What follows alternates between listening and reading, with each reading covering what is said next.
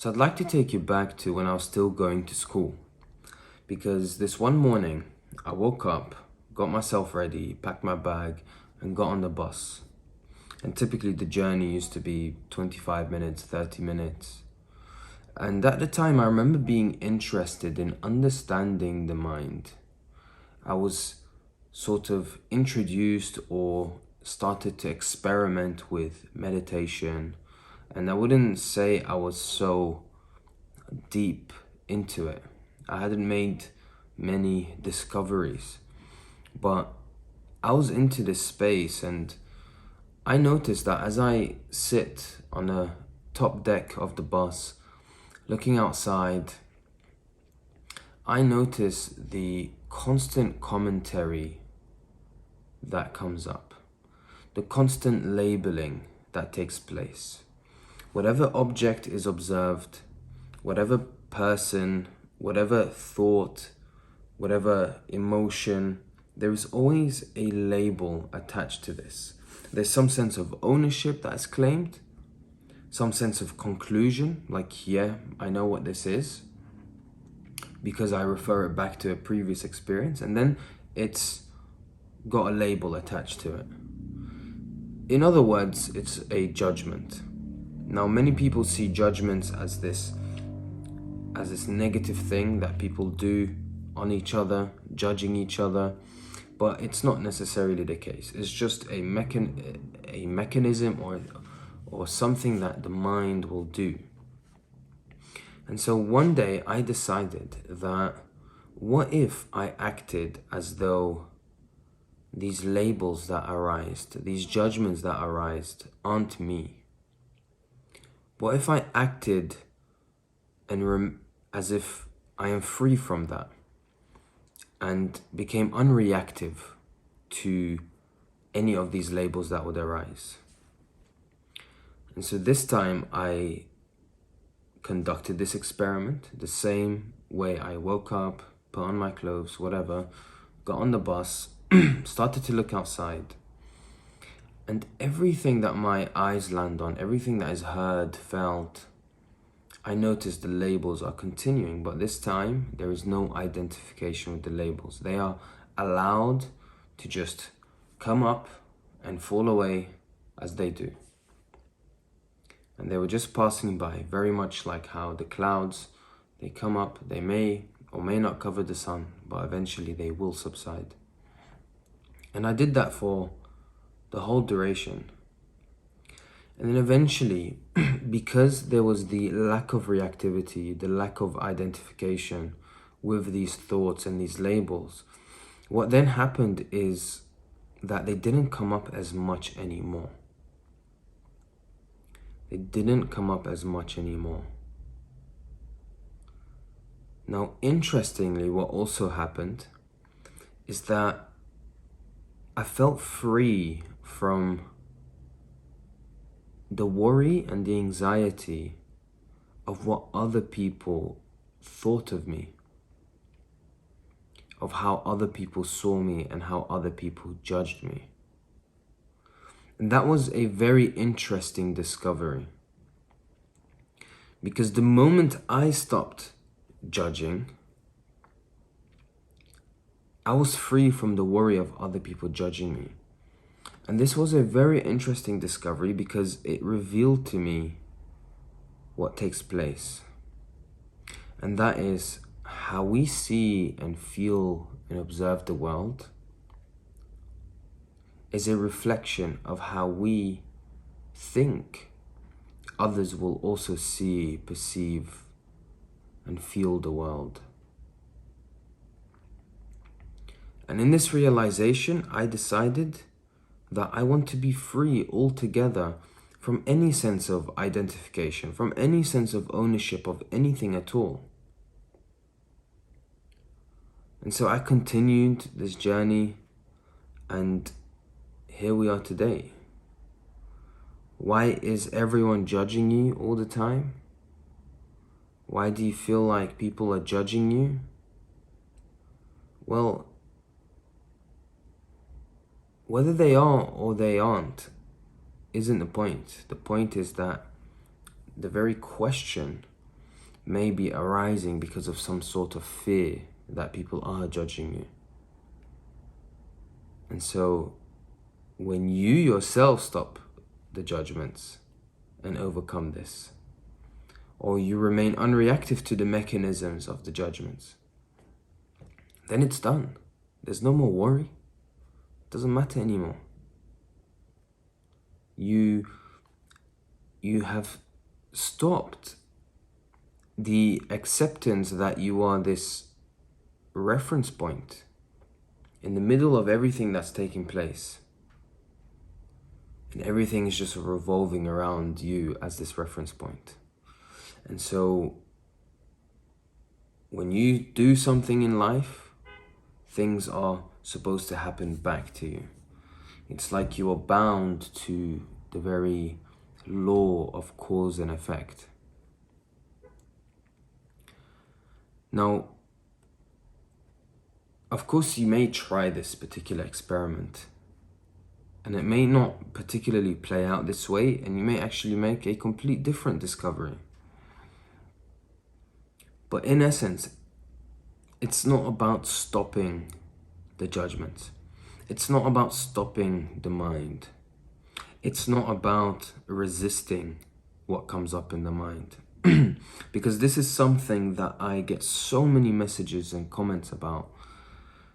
It's not about stopping what takes place. It's not about focusing the attention on only one particular place. That could be a pathway. You could focus on just your breath, and then eventually you realize there's no one doing the focusing and all is just taking place. But it's not just about focusing on one thing where the rest blurs out. It's about allowing things to just take place and being okay with it. And I'm talking about it in the most fundamental, basic sense. As you are sat here, seeing is taking place, hearing is taking place, feeling, smelling, all of these senses are picking up information and it's just taking place. Now, if I am unhappy with what I'm hearing, why would I want to numb my ears down? Because the next time I am listening to the birds in the morning, or I'm listening to a very beautiful conversation, or a very beautiful piece of music, or whatever it may be, why would I then want my ears to be blurred? And the way this works is that if you blur it in the times where you are unhappy with what you are seeing or hearing, it will be blurred in the times where you most want to see it and hear it and be involved. And so retain this natural sense of sensitivity to what is taking place around you and within you. And so really this simple little experiment that innocent me was conducting really brought to light this understanding that whatever is concluded within me becomes a reflection and a definition on how reality unfolds. And so if I am overly judgmental, I will feel as though everyone else is judging me. And if I am the person that is always lying to everyone, I will feel as though everyone is lying to me. And so it's not about completely being naive, and it's not about completely being skeptical and insecure and anxious. It's not about either of these things. It's simply about just allowing whatever is taking place to just take place, and be free from the shackles of the identification and the labels that are imposed on whatever is taking place. Once again, I cannot stress this anymore. It's not about stopping. It's not about resisting the thoughts or the feelings. It's not about that. When you do that, in fact, when you try to stop a thought, the motivation behind why you are stopping a particular thought or a feeling is the judgment of it. is the lack of acceptance and the ability to allow it to just be. And so really you're just fueling this idea of this judgment that I've been talking about. And so you are also fueling the feeling as though everyone else is judging you as well. Now, even though I used judgment as an example, this applies in many different formats. But the essence is that the way things are, or the way reality is observed intimately and internally, will be a reflection of how other people see you, or how you think other people see you, or how you think reality reacts to you. It's very standard, and it's very common that you see this. Actually, there's very often this victim mindset. If you feel like everything is working against you, then life will continue to feel like that. And so if anything negative or bad happens, which by the way you've also labeled as bad, if anything like that happens, it's like, oh, see, like, of course it happens to me. Like, this is just the way I am. I'm unlucky, or whatever label you've imposed on yourself. And that prophecy will be fulfilled. That self-fulfilled prophecy will be a reality for you. I believe there was this story, if I can remember it and not ruin this.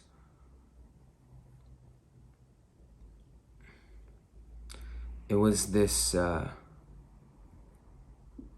it was something along the lines of this old man, or this wise man was walking one day, and he fell and broke his leg.